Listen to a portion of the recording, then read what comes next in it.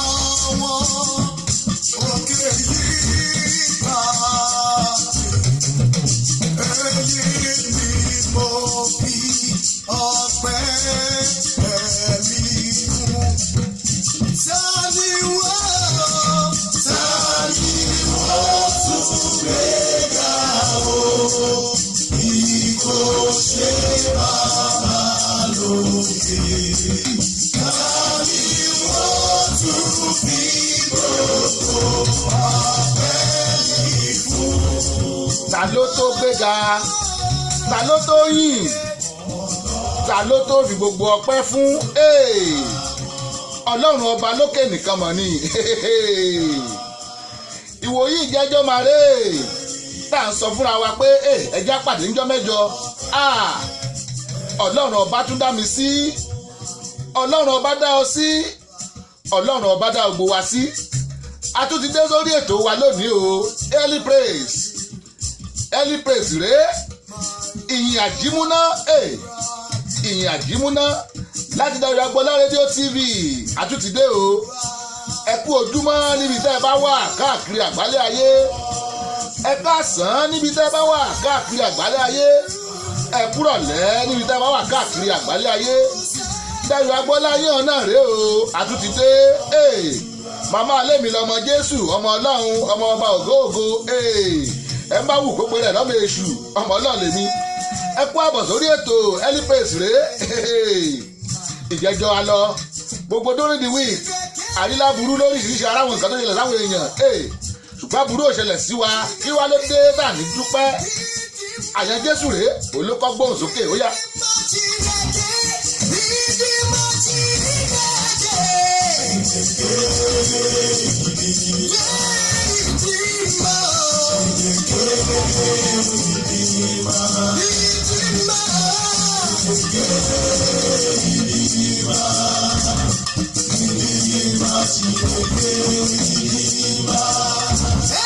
Mo tún rí yín bẹ́ẹ̀ ṣe ń wọlé sórí ètò lónìí lórí ètò Wayali Praise. Mo kí yín o Olúṣemọ́ Adégbọ́lá Olúṣemọ́re Adégbọ́lá bó dẹ̀ jẹ́ Olúṣímọ́ ní àbólúṣemọ́re Adégbọ́lá ẹ kú ojúmọ́ mo rí yín o ẹ káàbọ̀ Àfọlábí Bísọ́lá ẹ̀yin náà ti dé ẹ̀díjọ́ ìwà ẹ kú àbọ̀ o ẹ kú àbọ̀ Ruth Ọláìdé Adéjùmọ̀ mo màmá rí yín ẹ kú ojúmọ́ God bless you Demi Sax òyìnbó ní saxophone Démọ́lá bàbá àbèjì bóò ní ṣòtútù òmù bóò ní Maryland ẹ káàbọ̀ sórí ètò Àfọlábí Bísọ́lá mo rí yín o mo rí yín ẹ kú àbọ̀ ẹ kú àbọ̀ bàbá grandpa Sami Délé Àjàyí bàbá ẹnjìníà Sami Délé Àjàyí ẹ mọ̀ kú ọjọ́ mẹ́ta àdádì ìṣàlàfíà lẹ́wà àjíǹde ara máa jẹ́ o ẹ máa pẹ́ fún wa bàbá Àjàyí ẹ bàbá ṣeun ẹ káàbọ̀ sórí ètò mo rí yín.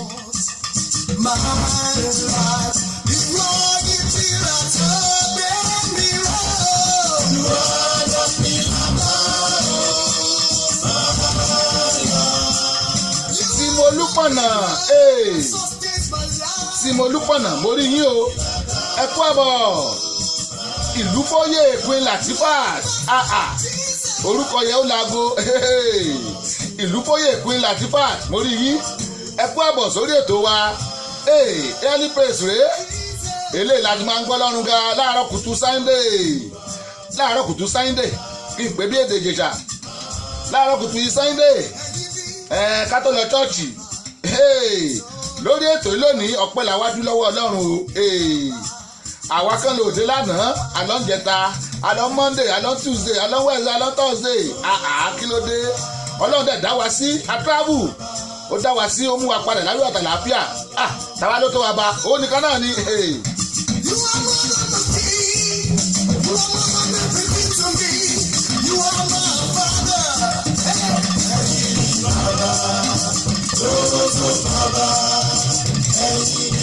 Ryan Sharif, I cannot forget you. Thank you for joining us every day. Ryan Sharif, mo appreciate yín o, ẹ ṣé. Ẹ tún ti wà lórí ètò lónìí, mo rí yín. Ryan Sharif, God bless you. Mo rí bẹ́ẹ̀ ṣe ń jọ ẹ̀ wá. Ruth Ọláìdé Adéjùmọ̀, wọ́n ní good morning and happy Sunday. Ẹ kú ojúmọ́ o, happy Sunday, good morning. Adéníyì Adélékè bẹ́ẹ̀ ṣe ń wọlé yẹn mo rí yín bẹ́ẹ̀ bá ṣe ń wọlé ẹ má bá wa share rẹ̀ fún àwọn èèyàn yín tí wọ́n ti jí àbí tí wọ́n mọ̀ kó ti ṣẹlẹ̀ ó ti ṣẹlẹ̀ lọ́wọ́lọ́wọ́ ní Dayo Agboola rédíò TV láàárọ̀ kùtù yìí ìyìn àjùmúná rèé.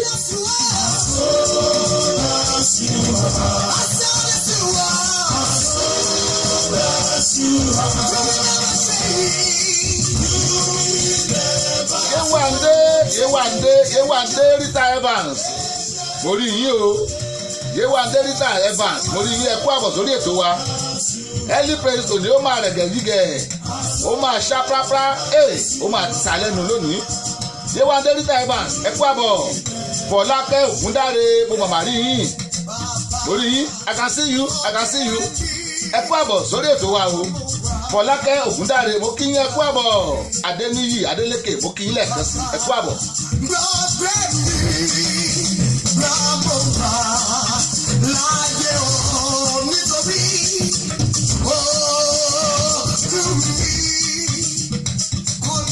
Ìlúfóyè Queen Latifat Fowórọlá wọ́n ní nice one mo rí yín o ẹ ṣé wọ́n ní nice one àbúrò mi ọ̀rẹ́ mi àwò bàbá ló ń ta Ọlágbóyè Olúfẹ́mi mo màmá rí ẹ káàbọ̀ sórí ètò bóò ni grandma ńkọ́ àǹtí ńkọ́ àwọn àbúrò ńkọ́ ọmọ ńkọ́ ìyàwó ńkọ́ Ọlágboyè Olúfẹ́mi ẹ káàbọ̀ sórí ètò bàbá gbọ́pẹ́ mi ò ń gbà mo wà láyé.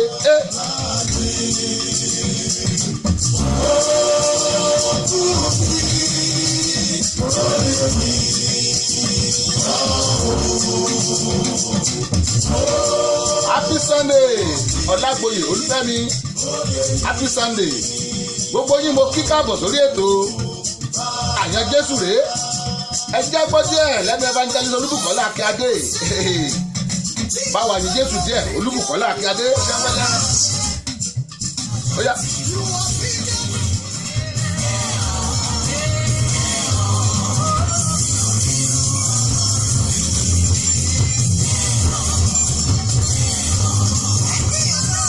Olúbùkọ́lá Akíadé rèé ṣẹ́wẹ́lẹ́ Jésù ó ní ìyìn pọ́nbélé praise pọ́nbélé ìyìn náà la wá yìn lónìí o.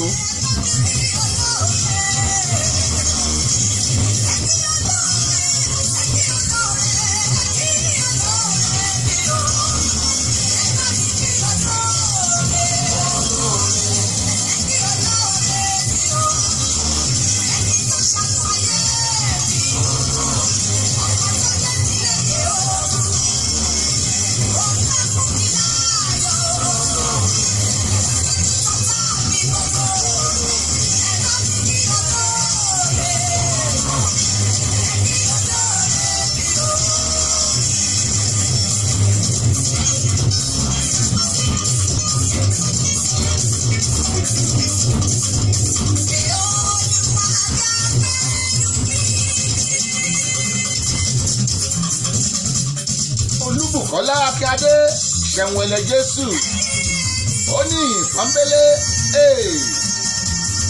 nígbà tá a bá ṣì wà nílé ayé ẹ̀jẹ̀ a máa yan lọ́hùn ó nìkan ló tó yìn òun ló dá wa sí agbára wa kọ́ talẹ́ni náà tó lè fi èémí kan fún ayé rẹ̀ bọ́lá bá ní kó máa lọ kò sí òun náà ló dá wa sí kí ló dé táwa lè máa yìn ìyìn rẹ̀.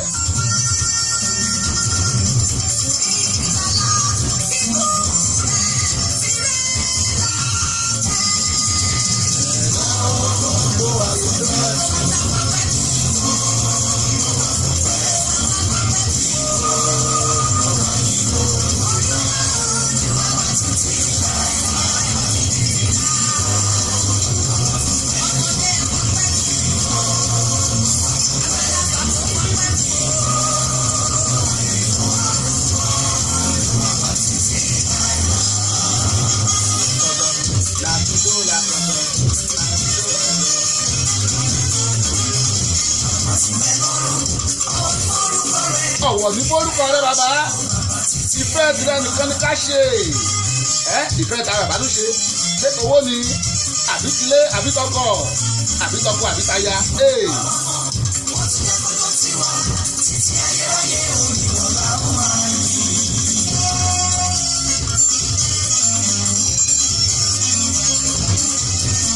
Mo wọnú ẹ̀mí.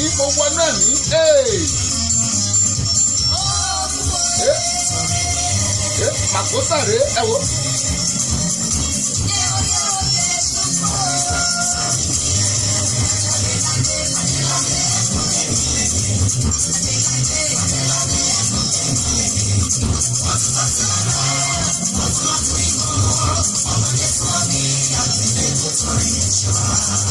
Ìwòyí ìjẹjọ rèé tá a sọ pé ẹ kú àjíǹde Jésù ti jíǹde ó ti rà wá padà kúrò ní ẹ̀ṣẹ̀ wa ó gbà wá lọ́wọ́ kú ó gbà wá lọ́wọ́ àìsàn máa jò dáadáa èmi rè lọ́lá rẹ̀ ń wá kama I can see you I can see you dance.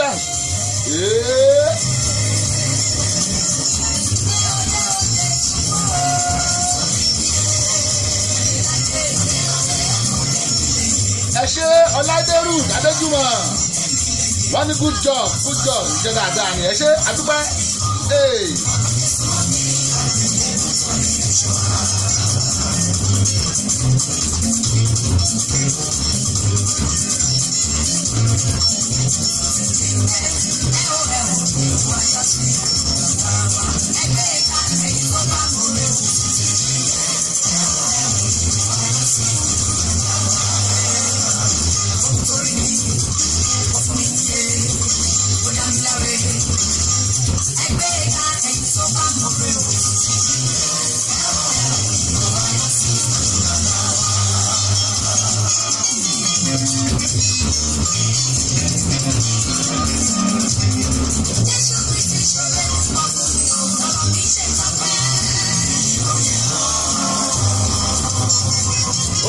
ṣeun Bùkọ́lá Akínyàdé ṣẹ́wẹ́lẹ́ o ṣeun mo ti jó mo ti ń láàgùn láàárọ̀ kùtù àwọn tá a bá pẹlẹbẹ báyìí àìpẹ́ láàgùn òtúndà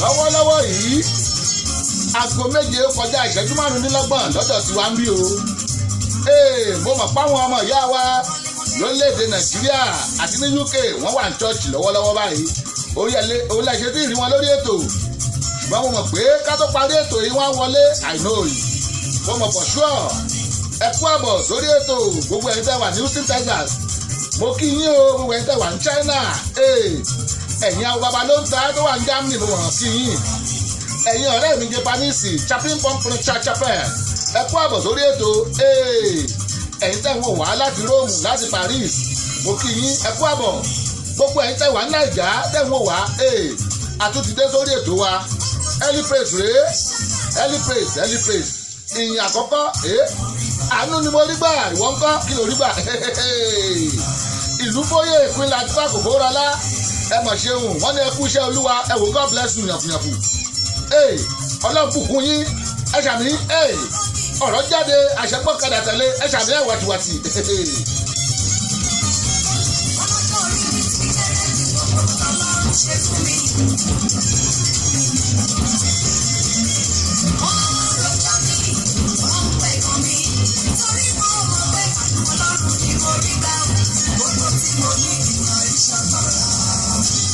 Jẹ́kọ̀ọ́ wọn pé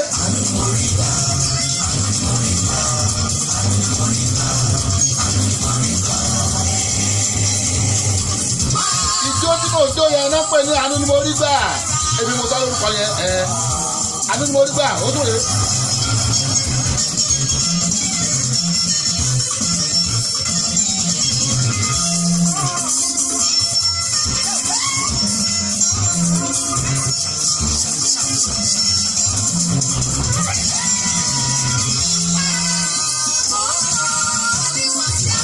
àwọn eléyìí ń jójó ṣẹ̀gẹ̀ ní mondan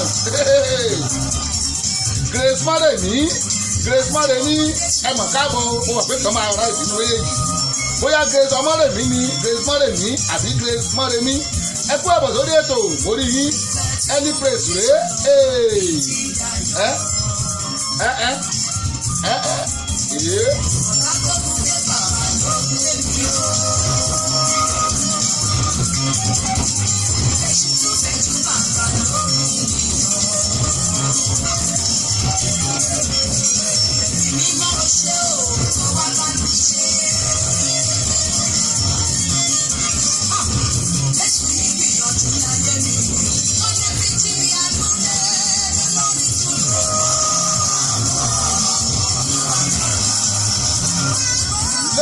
Ògún mórí yìí o lẹ́kọ̀ọ́ Ògún ẹ kú àbọ̀ sórí ètò wa mórí yìí yẹ́sẹ̀ ìlú bóyè ìpínlẹ̀ àtìpá àgòbóralá wọ́n ní èmi náà rí ànúgbà ẹ sáré kọ́pì mi kí ló dé mo rà ànúgbà ó wù mí láyọ̀ wá wò ó Olúwa dára come and see the Lord is good.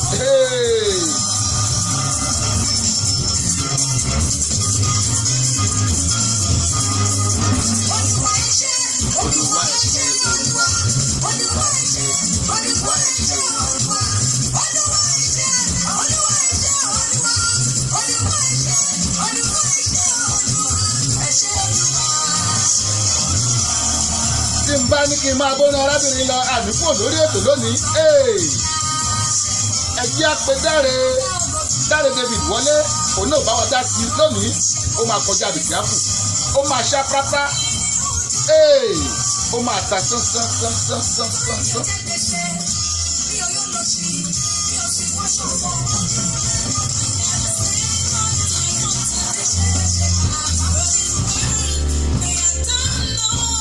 Dáre David rèé ẹ̀rẹ́jọ́ ni ẹ̀ mọ́ dáhùn bó lóun ṣe fẹ́ kọrin lónìí nìyẹn.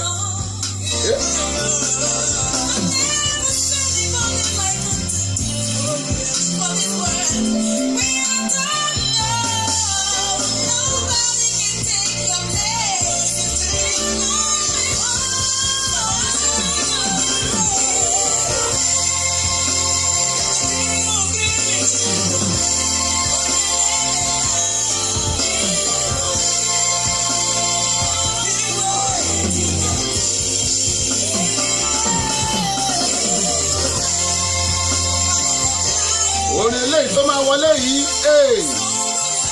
ọ̀rẹ́ mi kan tí màá máa pè ní bámbàm àwò bàbá ló ń ta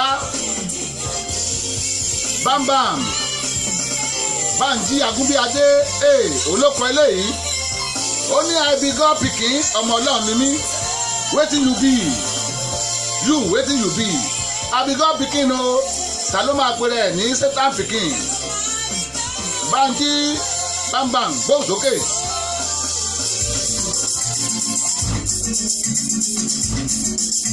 Bámbàm rèé Bánjí Àgúnbíadé ó wà Maryland níbí o.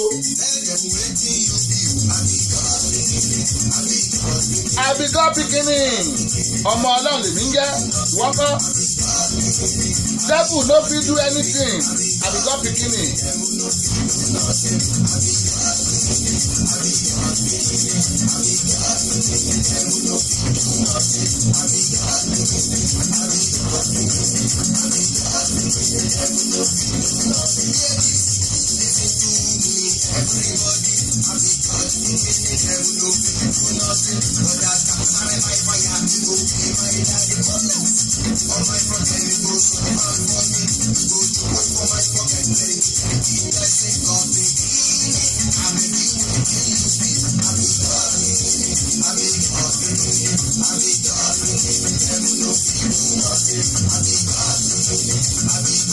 àbíkọ́ pikini ọmọ náà ni mí èdè broken ló pẹ́ léyìí pidgin language.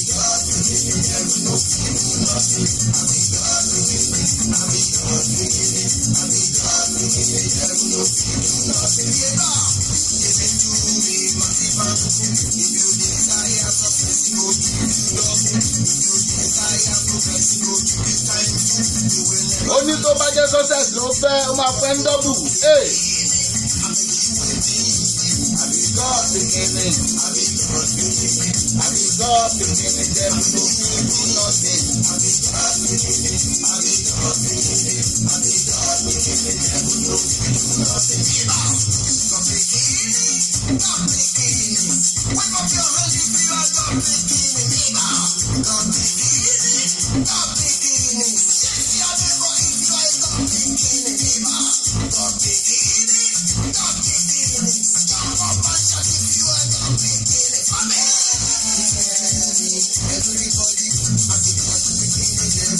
Bámbàm rèé Bánjí Àgúnbíadé God pikini.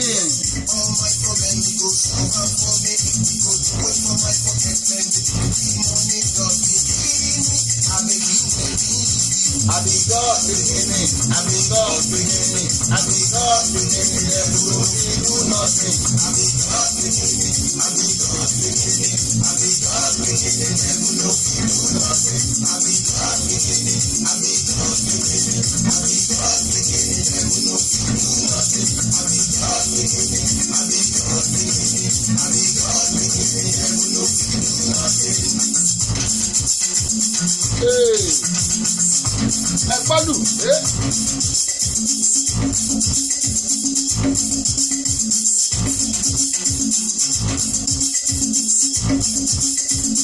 ọmọ ọlọ́run lè ní ṣe o ọmọ èṣù kó nawọ́ lókè kò sẹ́ni tí ó nawọ́ gbogbo wa lọ́mọ ọlọ́run.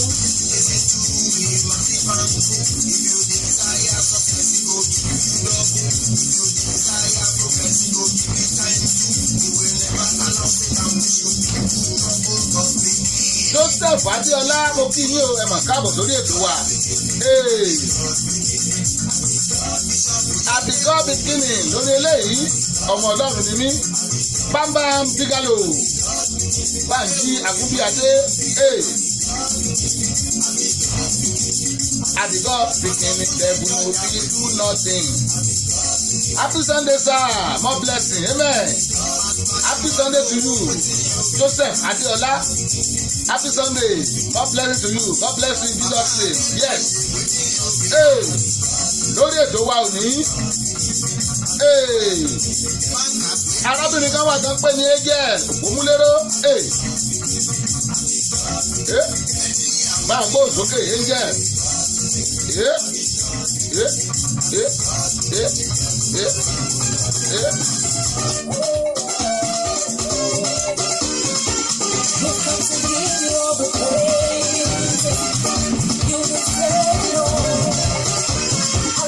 Angel eléyìí Ògúnmúléró.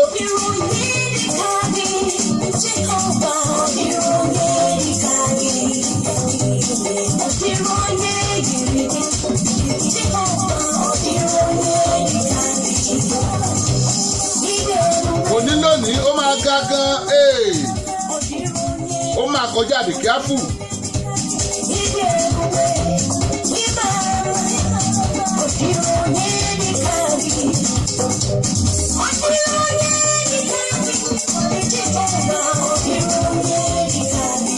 Imagine kírú ẹni má lọ discover rẹ̀ kó mo ní kan ẹgbẹ́ pitch tó gbé yẹn ná. Ọ̀pọ̀lọpọ̀ èèyàn náà lè ṣe ohun tí wọ́n mọ̀ páwọn lè ṣe. Ó ní láti bọ́ síta kó o dánwò. Tẹ́ ẹ bá lọ sí bẹ̀rẹ̀ agrandi ọ̀pọ̀lọpọ̀ ọpọlọ ọ̀pọ̀lọpọ̀ ideas ọ̀pọ̀lọpọ̀ àwọn ìgbìyànjú olówó ń bẹ̀. Rẹ́lò mi ò ní try rárá á ní mi ò lè ṣe ẹ gbọ́ bá ìṣẹ́ arábìnrin.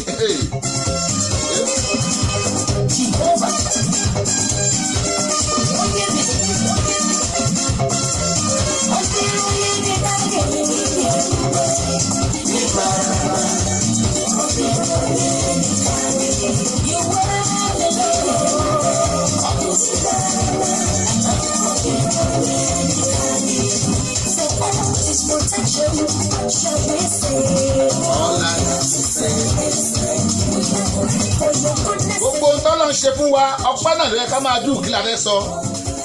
Bá a fún lámọ́lá kò ní jẹ́ ká lọ ra McDonald kò ní jẹ́ bá a fún lówó gan ká gbà á àwa náà là ń náwó wa ọpẹ́ nìkan náà la lè fún un. Mo chip in ọ̀rọ̀ yẹn lẹ́ẹ̀kan Joseph Adeola wọ́n ní true talk sir God bless you. Mo ní ọ̀pọ̀lọpọ̀ èèyàn ló yẹ pé wọ́n lè ṣe ọ̀pọ̀lọpọ̀ ohun ṣùgbọ́n wọn mọ̀ páwọn lè ṣe é. You have to discover yourself. How can you live your fulfilled destiny? How can you fulfill your destiny? How can you live a fulfilled destiny? Báwo ló ṣe lè lo gbogbo ìgbésí ayé tán kan fún ẹ àwọn nǹkan tó lè ṣe?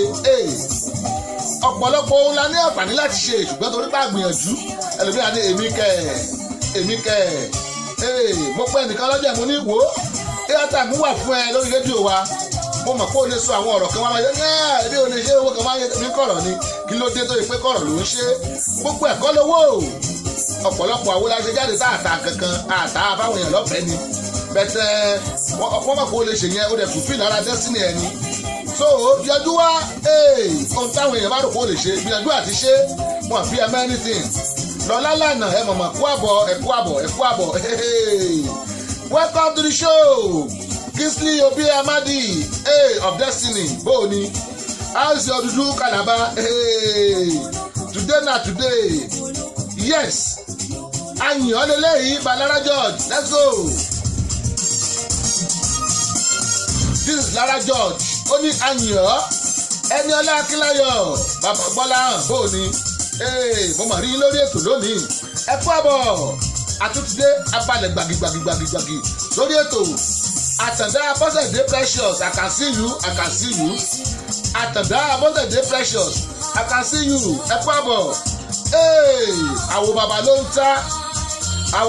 ń ta Adédáyọ̀ Ajágúnná olóko ẹ mọ̀mọ́ kú àbọ̀ sórí ètò ẹ̀túntìdé lórí ètò wa lónìí ìyàwó ńkọ́ àtàwọn ọmọ ẹ̀dẹ̀kù náwó ọjọ́ Tuesday àjẹmú adúdìlọ́lé ẹ ṣe ẹ kú àbọ̀ ẹ kú ewu ọmọ ọjọ́ Tuesday Adédáyọ̀ Ajágúnná olóko Happy Sunday ẹ kú àbọ̀ Lara George lélẹ́yìí ó ní I will praise you Ẹniọlá Akínláyọ̀ Happy Sunday God bless you ṣọwọ́ ń yá ṣébi iṣẹ́ wà ní abẹ́ẹ̀kí wà nílé ẹ kú àbọ̀ sórí ètò wa o aago méje ó kọjá 40 ìṣẹ́jú báyìí 7:40 láwà àsìkò ti wà tó bá yà wà àfilẹ̀ àfilẹ̀.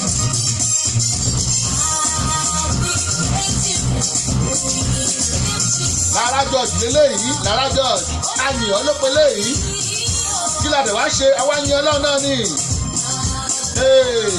ẹni ọlá kíláyọ̀ ọlọ́run akúndùn ìdùnkún sí onínàwọ̀ ọkọ̀ oṣùn ó yẹ ká ẹ pawó torí pati on the 28 yẹn ó máa kọjá àbìkíáfù a máa jẹ a máa mú a máa gbọ́ àbìlọ́lé a tún àpèrò sọ́kọ̀ gbogbo bọ́tímọ̀ ló máa péjú síbẹ̀ bọ́lá máa pọ́dún kan April 28 ni o màá send address tó bá ti di next week ẹ má wọlé ẹyẹ yẹn dẹ́n wò mí gbogbo yín lẹ máa wà ń bẹ̀ bàbá ló ta kan máa wà ń bẹ̀ Dáre Agbọ́lá rédíò TV máa wà ń bẹ̀ live yes.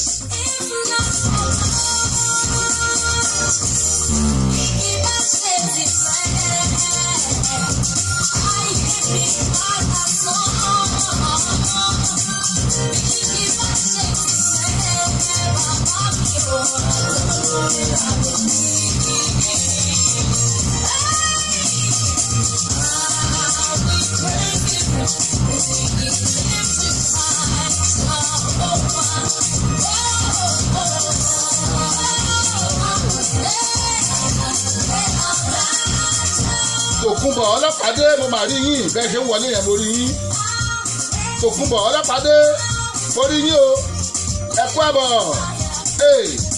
lórí ètò wa ẹni praise rèé ìyìn àjímúná òǹrè ẹ kú àbọ̀ alright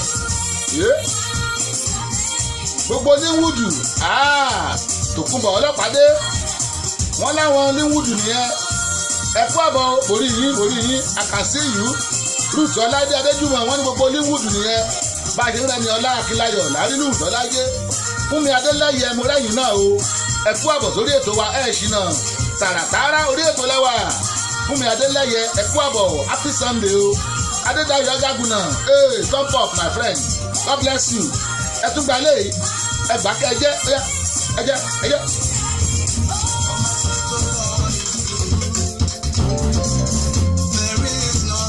tán bá ní orin wo ló tà jù lára àwọn orin gospel orin takini kan wọ́n ń pè ní kíní níta ni àwọn redeem náà kọ́ gbogbo orin ló wà nínú ẹ̀ different vocalists àbí ń bẹ bá ti rí 70,000 200,000 àwọn èèyàn tẹ́tí wáyà bíi 3,000 bọ́ọ̀sì wọlé ẹgbọ́ ó kọjá bẹ̀rẹ̀ kí á fù redeem praise lélẹ́yìí high praise náà pé.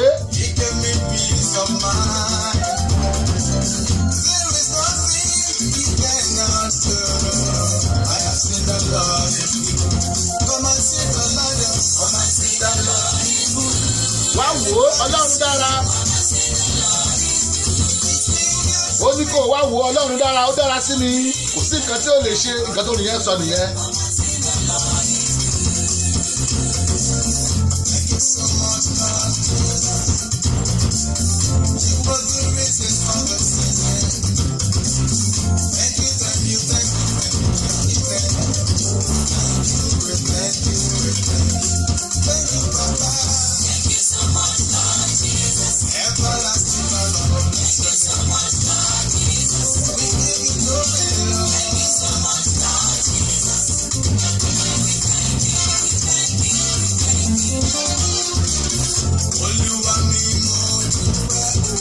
Olúwa mi ọpẹ́ ló mà tọ́ sí ọ màmá ní kábíyèsí ọbẹ̀ Èdùmàrè tó bẹ kú òtó mú kú lẹ́rú màmá níwọ̀ lò gbogbo kìrìgbó ọba tí kì í gẹ̀bí agbógbó ọba tí kì í ṣe lọ́ba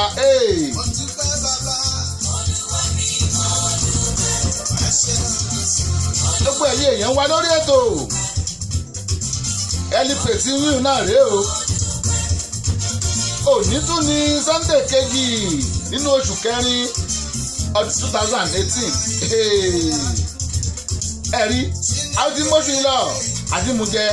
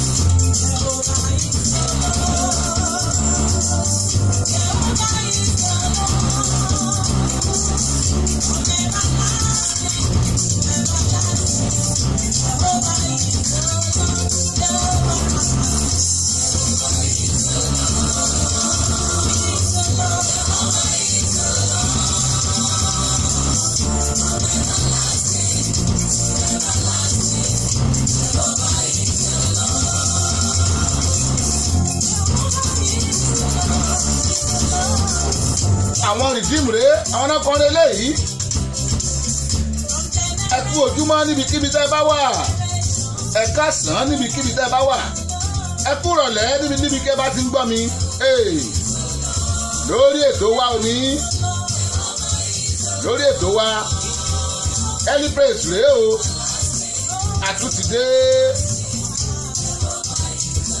Ayọ̀ Olúwí, mo rí yín o, mo rí yín, ẹ kú àbọ̀. Ayọ̀ Olúwí, ẹ kú àbọ̀ sórí ètò wa.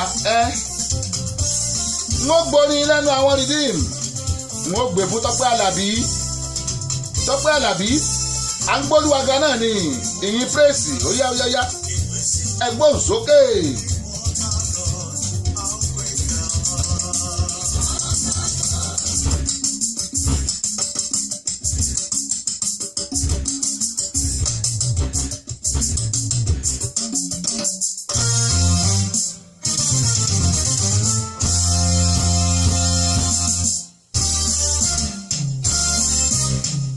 Tọ́pẹ́ Àlàbí rèé ẹgbẹ́ga.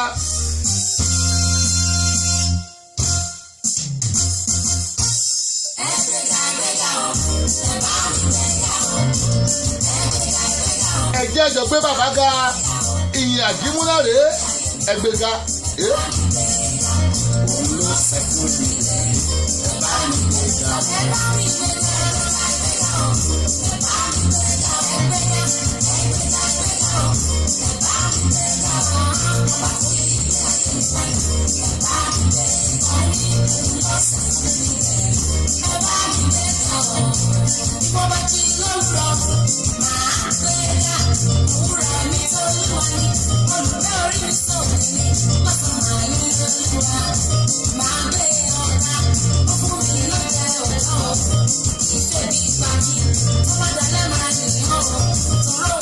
Ṣẹ̀rí ẹ̀rọ lè tárábìnrin kálẹ̀ Olúwa ló ṣe gbogbo ẹ̀. A máa rò pé bóyá smart ni àkọ́gbọ́n orí wa ni nálàì òfúùfù 5% Ọlọ́run ló fún wa lóúnjẹ òun ló ń bọ́ ẹyẹ lójú ọ̀run bóyá pọ̀ tó yẹn.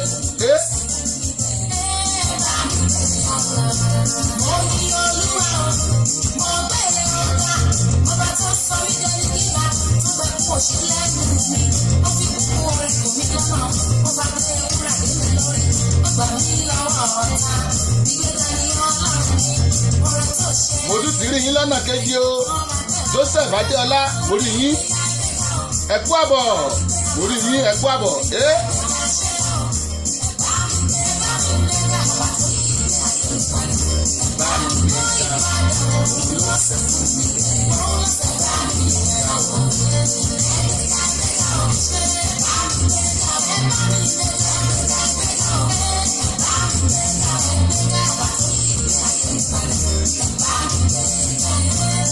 Mi Samsuyi mo mà rí yín, ẹ tún ti káàbọ̀ sórí ètò wa o. Tọ́pẹ́ Àlàbí rèé ó ní ẹ bá ń gbéga kí là ń ṣe lónìí náà Early Praise ni o. Àwọn bàtà rí bí tí Olódùmarè Ọlọ́run àwọn Ọlọ́run. Ìwọ Ọlọ́run tí ò láfiwé kò sí irú ẹ̀ láyé lọ́run. Ẹ ṣeun Tòkunbọ̀ Ọlọ́pàdé, ẹ bá wa share rẹ̀, ẹ wò God bless you. Mo rí bẹ́ẹ̀ ṣe share rẹ̀, God bless you. Ẹ̀yin èèyàn wa tẹ̀ ń wọlé, ẹ̀yin náà bá wa share rẹ̀ o. Ẹ̀tẹ̀ ṣe ẹ̀jẹ̀ káwọn èèyàn ó rí.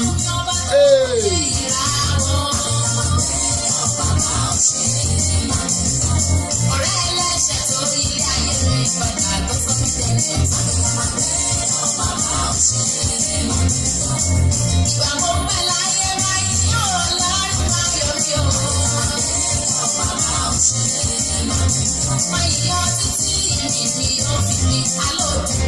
Màkósà lélẹ́yìí Tòkunbọ̀ Ọlọ́pàdé wọ́n ní amen Jesus name orí yín ẹ wò ó yóò bá ń dá fún yín ẹ ṣàmì àjùjùtì yóò dá fún yín ọ̀rọ̀ jáde àṣẹ gbọ́kadà tẹ̀lé amen. Fúnṣọ́ Bẹ̀kì Fúnṣọ́ mo rí yín o ẹ kú àbọ̀ lórí ètò. Fúnṣọ́ Bẹ̀kì Fúnṣọ́ ó pàlùdà ó yá Màkósà tó lé lélẹ́yìí 1 2 3 go.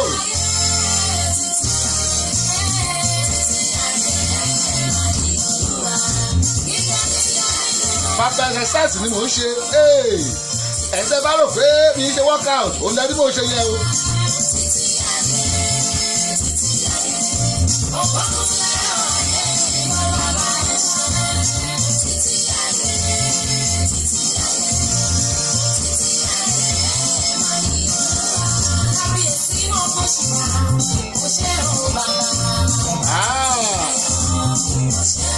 Oya gbórí wọlé abracadabra ẹgbẹ́ lèyí abracadabra ore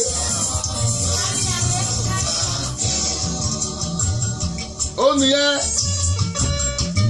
mo chasi ó ń chẹ́chẹ́ bàbá ara rẹ̀ ó ní ẹ̀mí ọ̀run wá.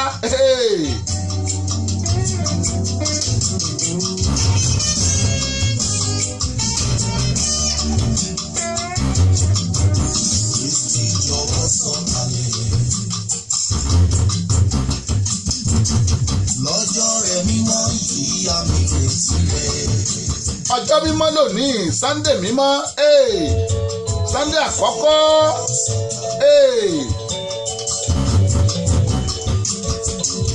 Lọ́jọ́ rẹ̀ mímọ́ yìí àmì retí rẹ̀. Tòkunbọ̀ Remi re Domi from Linwood. Tòkunbọ̀ Remi Domi Ọlápàdé mo gbọ́ Yorùbá kì í ṣe ọlọ́pàdé Remi Domi ọlọ́pàdé ṣọlọ́pàdé ni àbí ọlọ́pàdé ọ̀dà all of the above. Tòkunbọ̀ ọlọ́pàdé ẹ bá ń gbọ́ mi ọlọ́pàdé yàtọ̀ sí ọlọ́pàdé head of the two mo kí yín ẹ kú àbọ̀ Tòkunbọ̀ láti Linwood God bless you.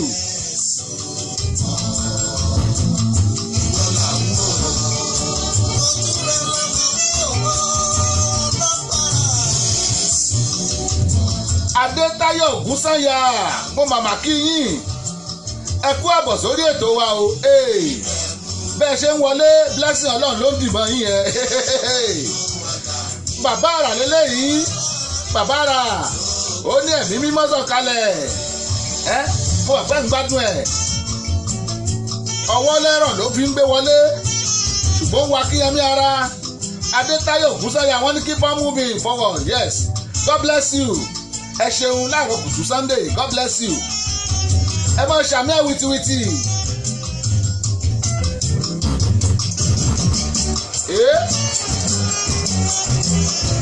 Pẹ́pẹ́pẹ́pẹ́. Ìwọ láre tí Ọlọ́run wá.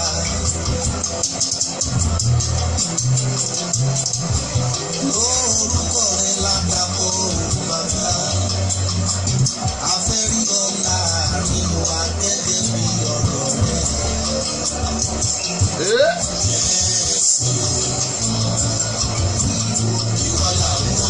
Ìwọ là ń wò bàbá àgbé Jésù sórí òkè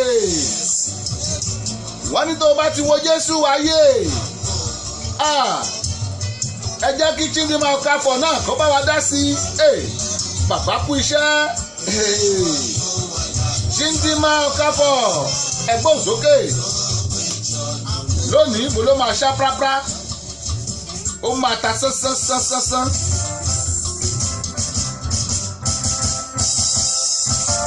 Ẹ bá mi kí bàbá kú iṣẹ́. Bàbá kú iṣẹ́.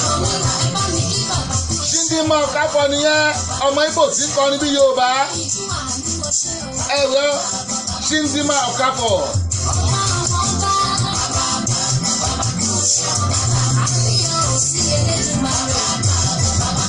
Ọmọ Yorùbá mi òyìnbó nìkan ni tó bá ní kó pe ọkà á ní ọ̀ká bó ní kó pe ilé á ní ilé bó ní kó pe àmàlà á ní àmàlà òrè ọmọ Ìgbò rè Chindinma Okafor.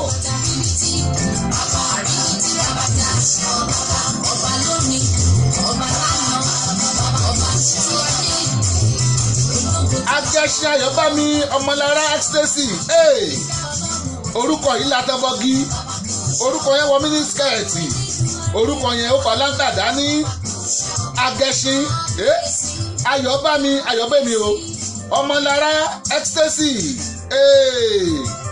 Adétáyọ̀ Ògúnsànyà wọ́n ní you should have complete Baba Ara now no church today kálọ́ sọ bẹ́ẹ̀ àwa ń re ṣọ́ọ̀ṣì o tó bá dàgọ́ mẹ́sàn-án àwa ń re ṣọ́ọ̀ṣì tí n bá ní mọ̀ pé Baba Ara lọ àdínkù lórí ètò Adétáyọ̀ Ògúnsànyà church wà today church ń bẹ Rẹ̀mí Murphy Àkànbí mo rí yín o Rẹ̀mí Murphy Àkànbí mo kí yín ẹ káàbọ̀ Chindima Okafore ojúṣẹ́dẹ̀ Igbo mo rí.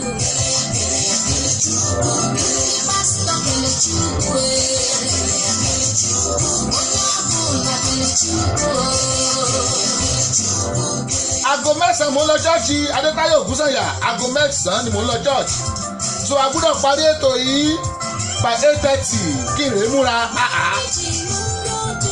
àtúrí kan mi ṣe lẹ́yìn ọlọ́run náà ni no matter what ọlọ́run ló gbé wa dépò tá a wà a gbọ́dọ̀ máa sí lọ ni ẹlòmíà ní olúwa iṣẹ́ tó fún mi ni ò jẹ́ ń lọ ṣọ́ọ̀ṣì o ọkú kí ló dàrí yín ṣọ́ọ̀ṣì lónìí mo lọ bí iṣẹ́ ni kí ló dàrí yín jẹta mo lọ bí iṣẹ́ ni ìgbà tó ríṣẹ́ ṣọ́ọ̀ṣì ló máa ń tọmọdìyẹ pa sí iṣẹ́ wa dé tán ó wá ní iṣẹ́ tó fún mi ni ò jẹ́ wá ṣọ́ọ̀ṣì ọlọ́run wo ọmọ tó fún mi náà ni ò jẹ́ ń wá àwọn ọmọ yẹn wàhálà wọn ti pọ̀ jù àwọn ni ò jẹ́ wá ṣọ́ọ̀ṣì kí ló dé èmi dé ṣọ́ọ̀ṣì láago mẹ́sàn-án Adétáyọ̀ Ògúnsànyà ẹ ti gbọ́ yes thank you.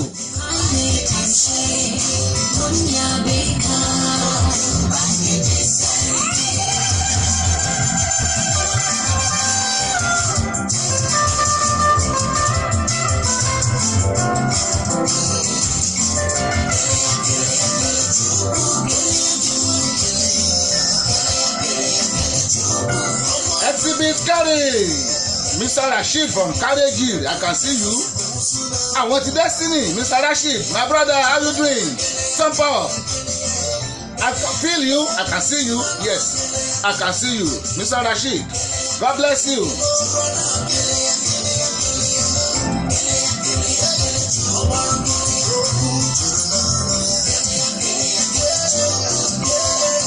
Exhibit carry I'm doing good. How about you? I hope you're doing good too. Yes. God bless you, my brother. Hey. Hear this one, oh. This one, now wow. Hear this one. Alujo leleyi. This one, Alujo. Let's go. Yes. Èmi màmá pẹ́ wá. Tí ìgbólé yìí ó yàtọ̀.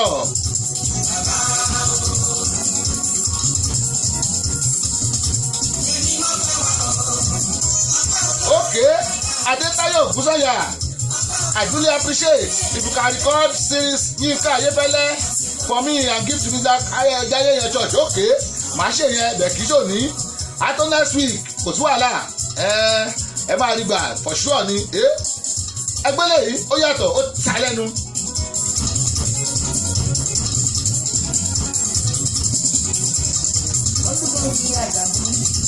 Ọlọ́run ló kì í yẹn o. Ojú ọ̀run ò ṣe é gbá. Àwọn orí ẹ̀ka ìlẹ̀kẹ̀. Ọwọ́ rẹ̀ lórí mi. Ọwọ́ rẹ̀ lórí iṣẹ́. Ọwọ́ rẹ̀ lórí mi. Ọwọ́ rẹ̀ lórí ilé mi. Ó ti ṣe bí mi kò máa ṣe lọ. Bàbá o, láti máa ṣe dúró. Ó lè rẹ̀ o. Bàbá mo mọ̀ pé wá o mo ní lọ́wọ́lọ́wọ́ tá a wà yìí láti Babaloka Jesus studio ibi tá a ti beam live to the world Baltimore làwa wà ní Maryland ní America ní North American continent yẹn mo kà á tán ní kọ̀ọ̀kan aago 8 gẹ́gẹ́ lólù lọ́dọ̀ wa o aago 8 lólù lọ́dọ̀ wa ẹ̀yin tẹ́ wà Nàìjíríà mo mọ̀ pé ẹ ti wà láago kan àwọn èèyàn ti máa jáde church báyìí aago kan ẹ̀yin ti UK mo mọ̀ pé aago kan náà lẹ́wà àwọn èèyàn ti máa jáde church ẹ̀yin ará Canada táìmù kan náà lájọ wà ẹ̀yin ti Ontario mo mọ̀ táìmù kan náà la wà ẹ̀yin ará Georgia táìmù kan náà la wà mo mọ̀ aago 8 ni ẹ̀yin ará Ghana ńkọ́ aago 12 mo mọ̀ pé ẹ̀yin náà ò ní pẹ́ jáde ní church ẹ pè mí ẹ pè sórí ètò ẹ jáde yín ọpẹ́lọpẹ́ anointing.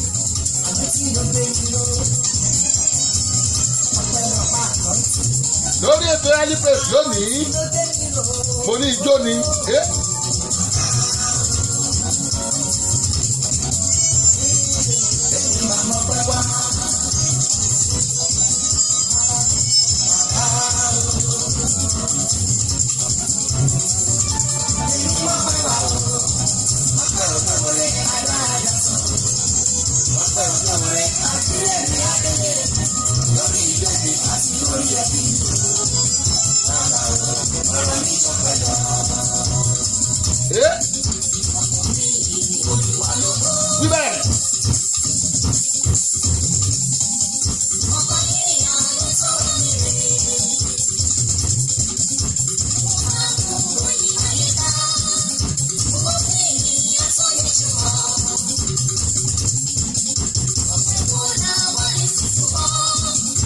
báwọn ọmọ tó ń kọrin ẹ̀kọ́ wọn bí ohun áńgẹ́lì táwọn ilé ò bá wára wọn kàn wọn lè wà pọ́n lè kọrin yẹn o ó lè jẹ́ àwọn tẹ́ kẹ̀rí tó kọjá lọ títì òun wà nù wọn wọ́n wára wọn kàn ni wọ́n ń kọ́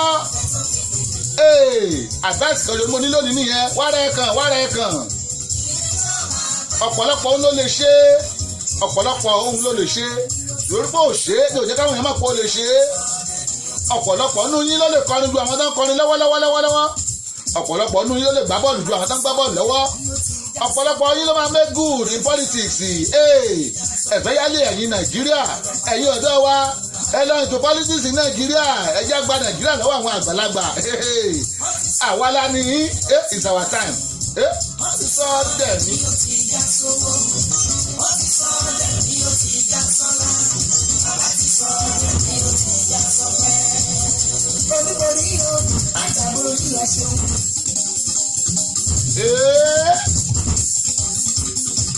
Ẹṣẹ́ ọlọ́run èlé ìdúbárè bàbá ti sọ́dẹ̀ ni ó ti já sọ́dẹ̀ o. Bàbá ti sọ́dẹ̀ ni ó ti já sọ́dẹ̀. Bàbá ti sọ́dẹ̀ ni ó ti já sọ́dẹ̀ o. Bàbá ti sọ́dẹ̀. Mo lọ́pẹ́ ló máa já sí ọ̀la ló máa já sí owó ló máa já sí ó ti já sí gbogbo ẹ̀ ó rè é. Bàbá ti sọ́dẹ̀ ni ó ti já sọ́dẹ̀ o. Gbogbo ọ̀rọ̀ pátákó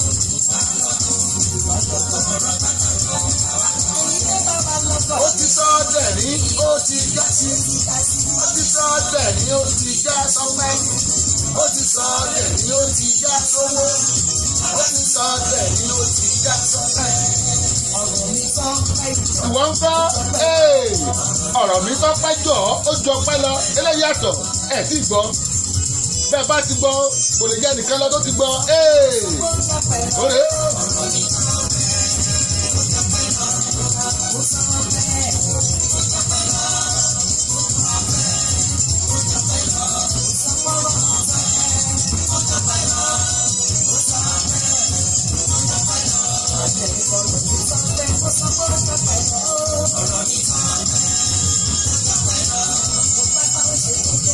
Mo gbọ́ pa ó ṣe é gbé mo gbẹ́sẹ̀ ó ṣe é gbé mo lanu mo fi ń kọ́ ni mo fi ń sọ̀rọ̀ ẹgbọ́n kan tó sọ.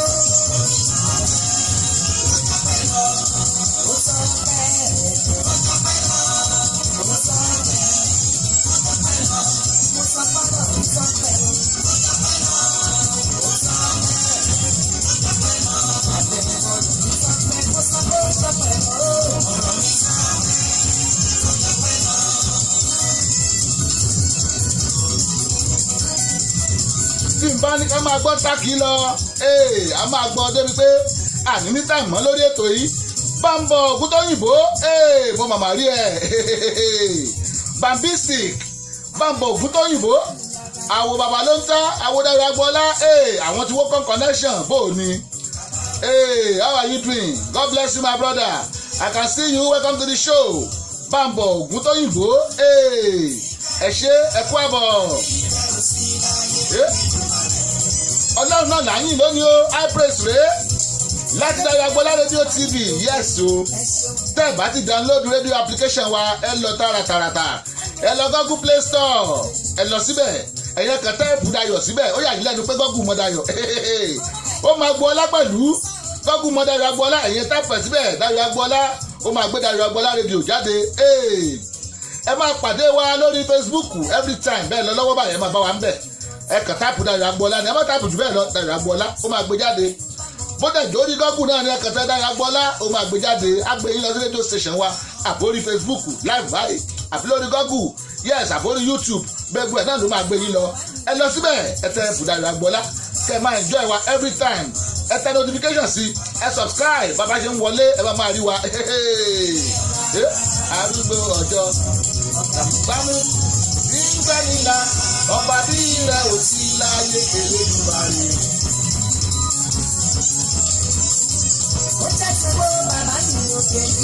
Bàbá mi gbowó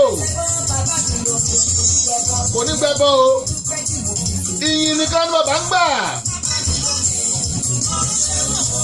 Èmi dúpẹ́ mo fi Olúwa máa ń lò mí ó ṣe mú. Bàbá tó lé ìlú jìnnà sílé ní bàbá tó sáré ayọ̀ sọ́dọ̀ mi ó ń tẹ́ mi lérò lé ó ṣòro bàbá bá mi ṣe o láì gbogbo.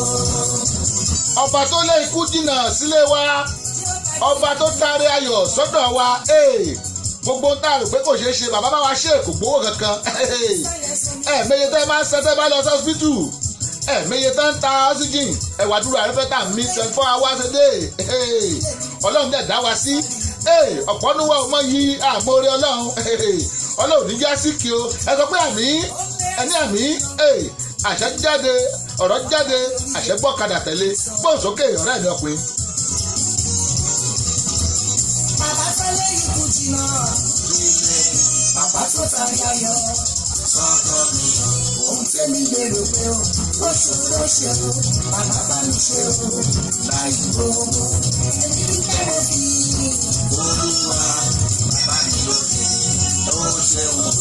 Èmi dúpẹ́ mo fi Olúwa bàbá mi lókè ó ṣe o. Bàbá tó lé ìlú jìnnà sílé ní bàbá tó tàrí ayọ̀ sọ́dọ̀ mi ohun tẹ́mi lérò pé ó ṣòro ṣe o bàbá bá mi ṣe o láì gbogbo.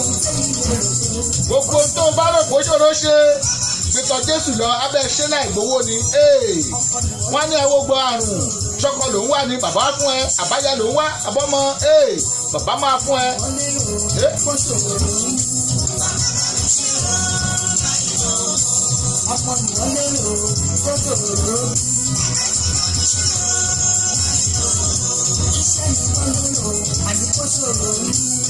Sọ́mọ ló ń wá ní àbọ́kọ àbáyá àbílé àbíṣẹ́ bàbá pèsè ogbó ẹ̀ fún ẹ láì gbowó Ayéfẹ́lẹ́ bá ń wọlé ó yá.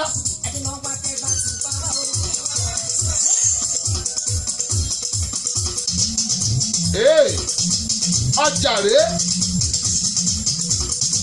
Ayéfẹ́lẹ́ MON kan tó fún yàn lóye member order of Nigeria MON ọ̀nà ẹ̀jìn iṣẹ́ rèé ọjà.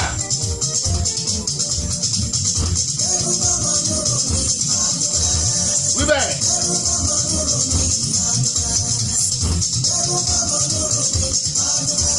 ọpẹ́ náà ni tá a bá ní ètò early praise kí ni mí ni ìyìn àjímúná ìyìn àárọ̀ kùtùkùtù ìyìn náà rèé.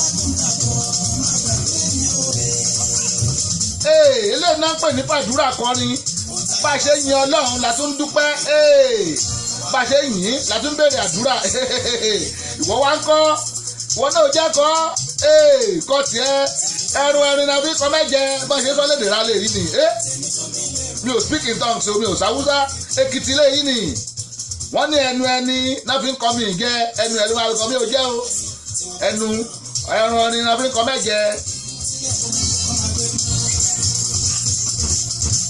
ọ̀rọ̀ kan gbé mi lọ́kàn yìí fẹ́lẹ́ ọ̀rọ̀ kan gbé mi lọ́kàn fúkẹ́fúkẹ́ ọ̀rọ̀ kan ẹ jọjọ ó gbé mi lọ́kàn yìí Ọlọ́run bá mi ṣe tèmi láìpẹ́ láì jìnnà ayọ̀ mi bẹ̀rẹ̀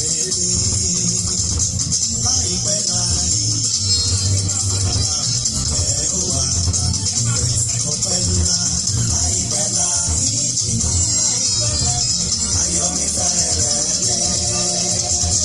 láìpẹ́ láì jìnnà ẹ̀ ó wà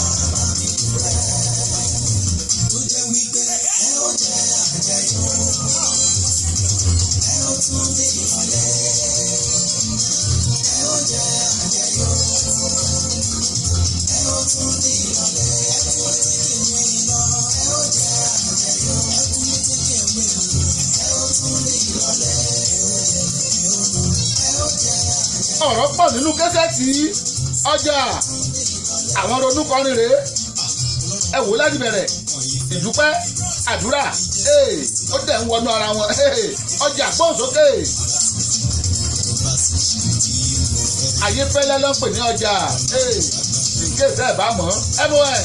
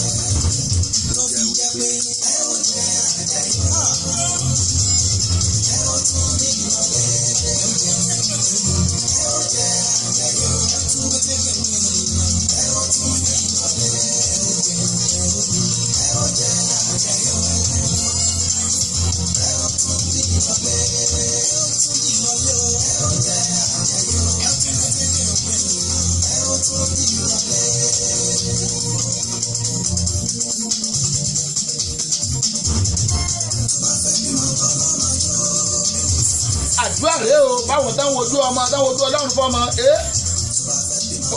mo ní àwo ìpè ọpẹ́ wà ń bẹ àdúrà wà ń bẹ ìdúpẹ́ wà ń bẹ gbogbo ẹ̀ ló wà nú ẹ̀ Ayéfẹ́lẹ́.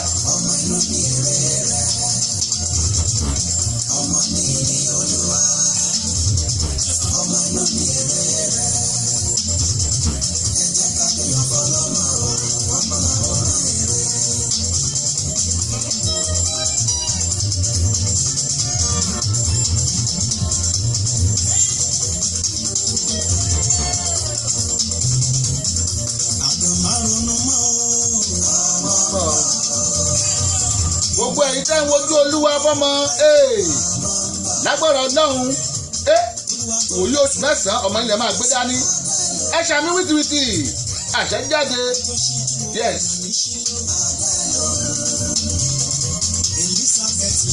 òun la Ayéfẹ́lẹ́ tún sọ yìí láàárọ̀ kùtù Sunday láì tí ì jẹ epo láì tí ì jẹ yọ pé ìfọwọ́ àdúrà náà la bá jí.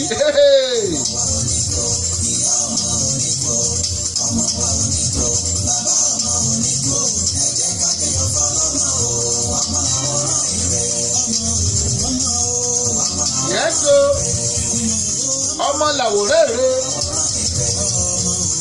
ẹ tó ti bí òníyàn kú ó gbọ́ àgàn àtọwọ́ àlàbòsùn.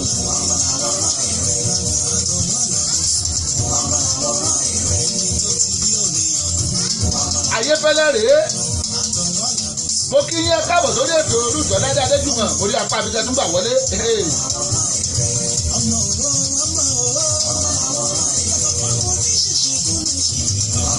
àwọn òfò ọmọ ṣíṣe nínú ìṣègùn ní ṣe ọmọlókun ọmọ nídẹ.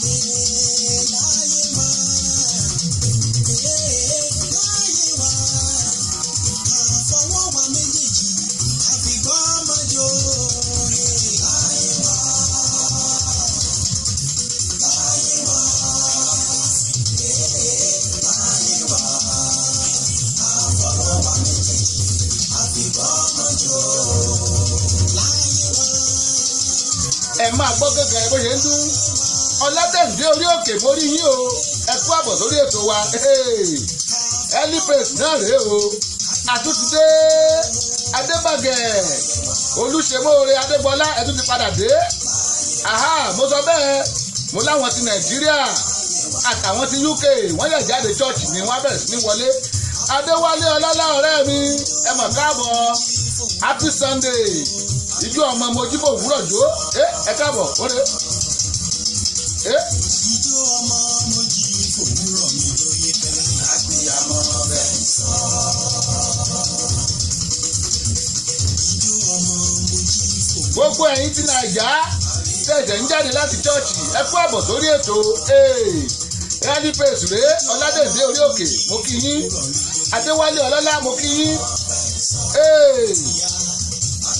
No, it is late based in London. Okay. Wálé Ọlọ́lá ní kí n má pè ní Elipraise ó ní late praise ní London lọ́dọ̀ wá ń bí Elipraise rèé. Ayéfẹ́lẹ́ gbóhùn sókè.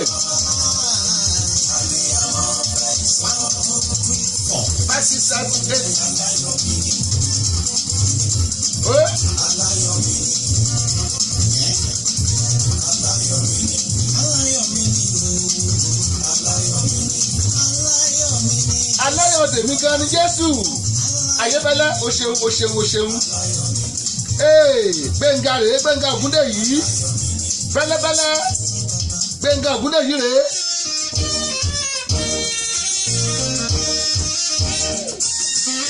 Gbẹ̀ngà Ògúndèyí fẹ́lẹ́fẹ́lẹ́ ó yá.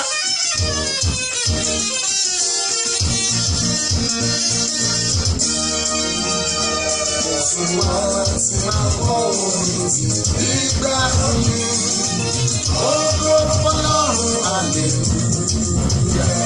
Àlejò kọ́kọ́ mi lọ sókè kíkan. Ògo fọ́lọ́run hallelujah.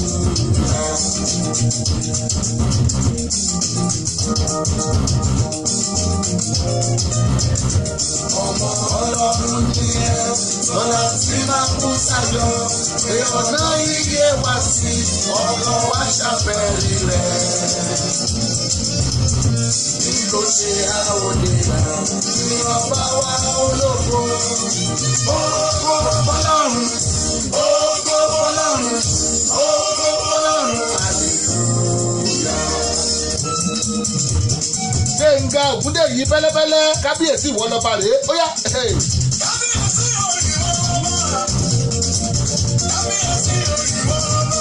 Ẹ má rò ó ta sánsán àwọn orin tẹ́ ń gbọ́ lónìí ó kọjá àbìkí áfù.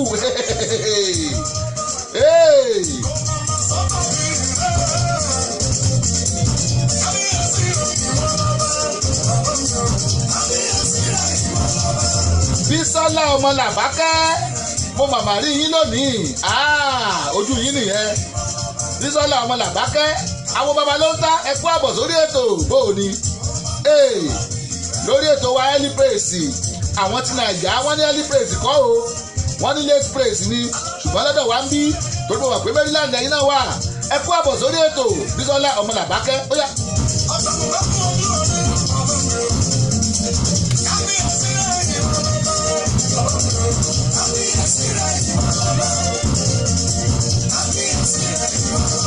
lọ́wọ́lọ́wọ́ báyìí aago mẹ́jọ kọjá ogún ìṣẹ́jú lọ́dọ̀ tiwa o 8:20 àbí ìpè bí ará Amẹ́ríkà ní 8:20 yes aago mẹ́jọ kọjá ogún ìṣẹ́jú ẹ̀yin ti Nàìjíríà aago kan yín ti kọjá ogún ìṣẹ́jú o ẹ̀yin ará London ará UK aago kan yín kọjá ogún ìṣẹ́jú Adéwálé Ọlọ́lá ẹ̀yin ti Houston Texas aago méje àárọ̀ wọn ṣe ń kọjá ogún ìṣẹ́jú ni wọ́n wà lẹ́yìn ẹ̀yin ti Ghana aago méjìlá yín rẹ̀ kọjá ogún ìṣẹ́jú Gbẹ̀ngà pẹ́lẹ́pẹ́lẹ́ rèé Gbẹ̀ngà ọ̀yá ẹ̀dá tó bá ń dúpẹ́ ló mọ inú rò.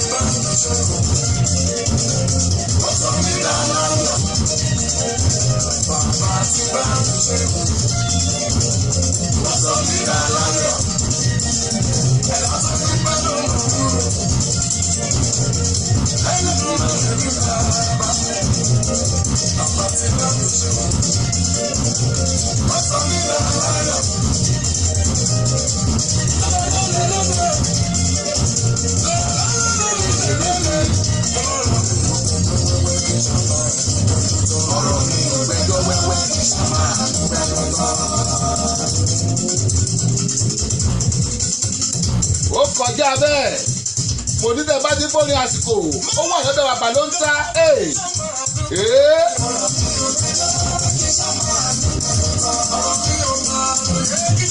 àwọn àlùjọ tó kiri ó kì pọ́pọ́ Gbẹ̀ngà fẹ́lẹ́fẹ́lẹ́ rèé Gbẹ̀ngà Ògúndèyí.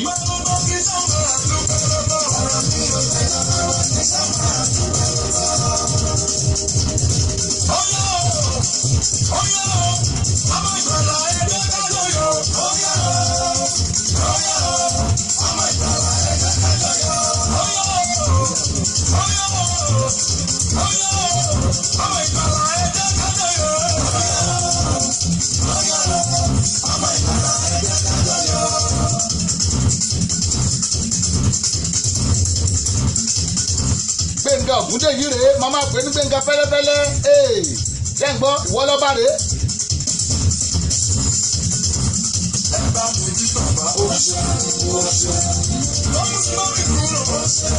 ó wáyé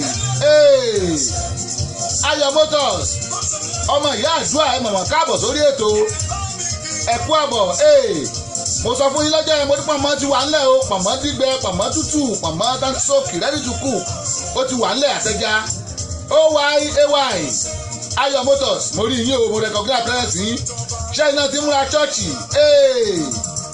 OYAY ẹ ṣé ẹ káàbọ̀ ẹ̀yin tẹ́ bá fẹ́ ra mọ́tò ẹ kàn sí mi OYAY mọ́tò náà ń tà àwọn náà ṣe táàgì Ayọ̀ Motors nìyẹn ẹ pè wọ́n Tóyìn Star Abóríṣàdé immigration lawyer tó kójú owó mórí yín o ẹ káàbọ̀ sórí ètò ẹ káàbọ̀ bàbá Stella ẹ káàbọ̀ bàbá Victor ẹ káàbọ̀ Gbẹ̀ngà gbóhùnsókè.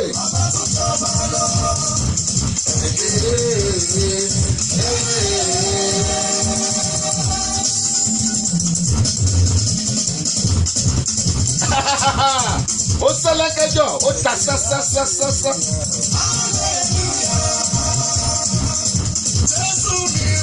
Jésù ni bàbá. Ẹ wo Jésù nínú ayé mi. Ẹ wo Jésù nínú iṣẹ́ mi. Ó ń bá mi ṣe tèmi. Ó ń bá mi ṣe tèmi. Ó ń bá mi ṣe tèmi. Ó ń bá mi ṣe tèmi.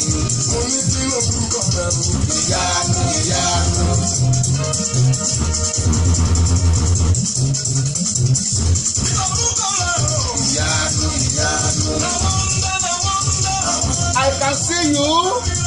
B Otiripen. Lady B Otiripen, I can see you. Welcome to the show. Yes, this is Early Praise coming to you live from Dayo Agbola Radio TV. Yes, we are based in Baltimore, Maryland. Welcome to the show. Ẹ kú àbọ̀. Lady B Otiripen, ẹ kú àbọ̀ sórí ètò wa Early Praise rèé o láti Dayo Agbola Radio TV. Yes, every Sunday ní láago 7 ẹ máa tún sí bẹ́ẹ̀ ṣe ń wọlé yẹn ẹ máa bá wa share rẹ̀. A ní ìṣẹ́jú 5 sí lórí ètò yìí ká tó máa rándọ̀ èmi náà lè múra ṣọ́ọ̀ṣì. Gbẹ̀ngà Ọ̀ṣẹ̀un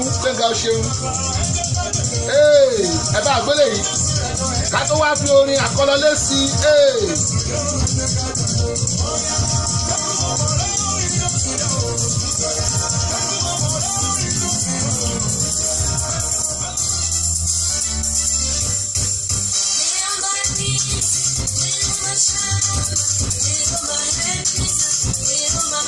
Tọ́ládé Adéjùmọ̀ mo ti rí yín o ẹ káàbọ̀. Adétìléwá Tóyìn Ṣómádé àwọn awo baba ló ń tàré o láti Nàìjíríà. Mo mọ̀ pé o ti Canada dé bó o ní hello VP mi nìyẹn ní OAU Ọbáfẹ́mi Awólọ́wọ̀ University. Adétìléwá Tóyìn Ṣómádé àwọn musicologist nìyẹn o ẹ fẹ́ mọ̀ tìfú tẹ̀dọ̀ mísíkì ẹ lọ sí UI lẹ́kọ̀rà ní arábìnrin níbẹ̀ ẹ lọ bá ń bẹ̀ ẹni tí nípa music ó ní ẹ lò ó ní ẹ kú iṣẹ́ orí mi dẹ̀ ń wú. Ẹ káàbọ̀ sórí ètò Adétìléwá Tóyìn Ṣómádé. Gbogbo orin táǹkọ̀ yìí tẹ́ bá ní kó analyse ẹ̀ fún yín á sọ fún yín èwo ni resonance ń bẹ, èwo ni augmented ń bẹ, èwo ni diminish ń bẹ, èwo ni major third, èwo ni major fourth, èwo ni triad, gbogbo ẹ̀ gbogbo tá a kọ́ music nìyẹn. Ẹ kàn máa ń gbórin ni àwọn ẹ̀dọ̀kí tó wà nínú music ó kọjá be careful. Adétìléwá Tóyìn Ṣómádé lecturer music ní University of Ibadan àbí yes University of Ibadan ni ṣùgbọ́n ó jáde ní OAU VP mi nìyẹn ń gbàdá wà ní OAU. Welcome to the show. Àgbẹ̀ máa lọ ìṣẹ́jú bíi 3 la ní sí lórí ètò ṣùgbọ́n ká tó parí enjoy ẹ̀.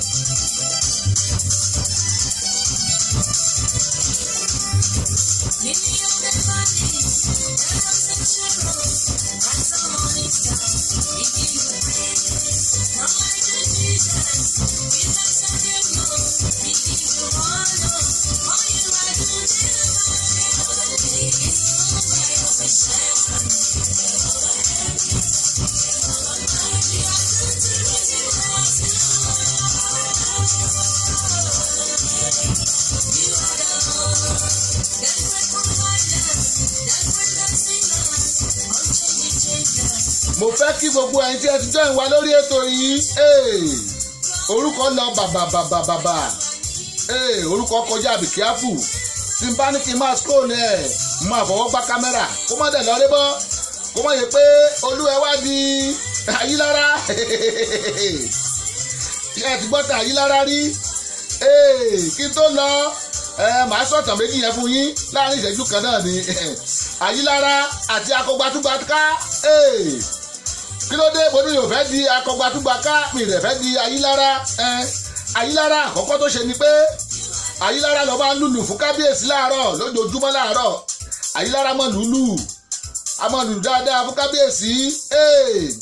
Ọjọ́ táwọn wí yìí ó bá lọ sọ́dọ̀ kábíyèsí ó rè lùlù kábíyèsí wá fún ní ìgbà mẹ́wàá nìyẹn. Èló ni ìgbà mẹ́wàá 2000 nìyẹn tẹ́ mẹ́gbàá 2000. Kábíyèsí wá fún Ayílára ó fún ní 2000 naira ní bójẹ́ náírà ní bójẹ́ dọ́là ní bójẹ́ euro yìí tó bá wù ú kò jẹ́ ń bẹ̀. Kábíyèsí wá fún lẹ́gbàá ó fún 2000.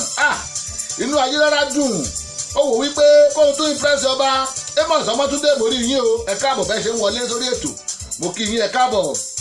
Ayílára ní kóhun impress ọba ó ti gbàgbé pé owó òrùka tó ní design lókè ẹ mà àwọn òrùka tó máa ń lórí yẹn ó bá ní kóhun lùlù ló bá ní kóhun fẹ̀yìn ọwọ́ lù nítorí ẹ̀ ti ń gbóná bóyá fẹ̀yìn ọwọ́ lù báyìí òrùka kẹfà lù ya ni ìlú bá dún gbẹ̀gbẹ̀gbẹ̀ ọba tó dẹ̀ ń dó lọ́wọ́ ọba bá lọ́wọ́ ọba kan gba owó ẹ̀ padà lọ́wọ́ ẹ̀ ni òun ẹ̀ máa ń gbọ́ pé mọ́sọ̀rọ̀ ẹ̀ dá Ayílára ó fojú ọwọ́ lùlù ọba fún lẹ́gbàá ó fẹ̀yìn ọwọ́ lùlù ìlú ya ọba gbẹgbàá padà ń ọ̀fẹ́ dá Ayílára so tí bá ní máa scroll àwọn orúkọ yẹn kámẹ́rà yìí ó lè lọ jábọ́ ó lè rébọ́ níbi tá a fi sí ẹ má bínú sí mi ẹ fẹ́ gbọ́ ti akọgbàtúgbàká náà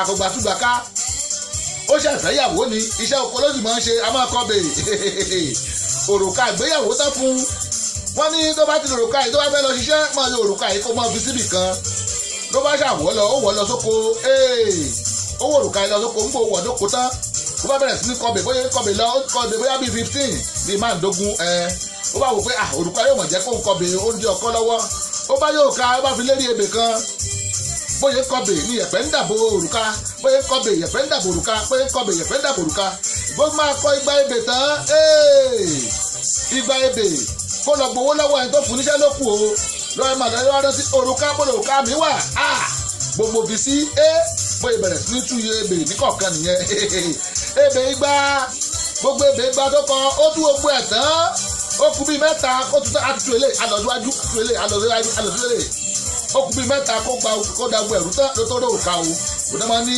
ẹ má jẹ́ àdí akọgbàtúgbàká mo dúpẹ́ lọ́wọ́ gbogbo yín o ẹ̀yin mo lórúkọ yín lórí òkè mo kì í Ruth Ọláìdé Adéjùmọ̀ mo kì í ẹ ṣé Adétiléwá Tóyìn Ṣòwádé ẹ màmá ṣeun Lady bí o ti rí pẹ́ ẹ ṣeun adúpẹ́ Amos Ọmọtúndé ẹ ṣeun o kó máa ró o kó máa ró agogo ayọ̀ bó bá ṣe ń ró lé tèmi kó máa ró lé tiyín mo ní ẹ tún pàdé wa tó bá di jọ́ mẹ́jọ lórí ètò wa yìí early praise ẹ pàdé mi láago kan Maryland time lọ́la aago 6 Nigerian time ẹ pàdé mi lórí ètò Ṣọ́wọ́nyá títí dìgbà náà mo ní kó máa ró nílé gbogbo wa ó yá gbóhùn sókè Ayéfẹ́lẹ́.